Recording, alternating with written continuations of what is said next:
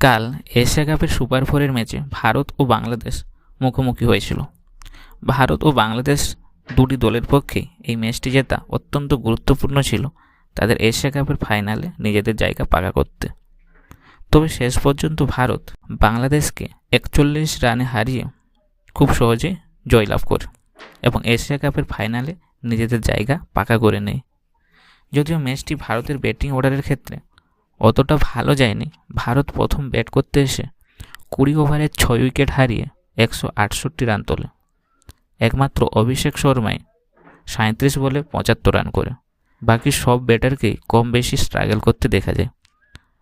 Last কয়েক ওভারে হার্দিক পান্ডিয়ার ব্যাটিংয়ের জোরে ভারত মোট 168 রান তোলে, যা বাংলাদেশের ব্যাটিংয়ের কাছে এই রানটা তোলা অতটা কঠিন হবে বলে মনে হচ্ছিল না।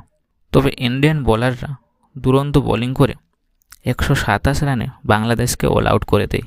বল করতে এসে কুলদীপ যাদব মোট 3টে উইকেট নেয়। জাসপ্রীত বুমরা এবং বরুণ চক্রবর্তী দুজনেই 2টি করে উইকেট নেয়। আর বাংলাদেশের ব্যাটিংয়ের কথা বলতে গেলে একমাত্র সাইফ হাসান অর্ধশতরান করে। মুস্তাফিজুর রহমান টি-20 ক্রিকেটে নিজের 150টি উইকেট কমপ্লিট করে। এখন বাংলাদেশের এশিয়া কাপের ফাইনালে যাওয়ার জন্য একমাত্র রাস্তা হচ্ছে পাকিস্তানের বিরুদ্ধে ম্যাচটি তাদেরকে অবশ্যই জিততে হবে যদি তাদেরকে এশিয়া কাপের ফাইনাল খেলতে হয়।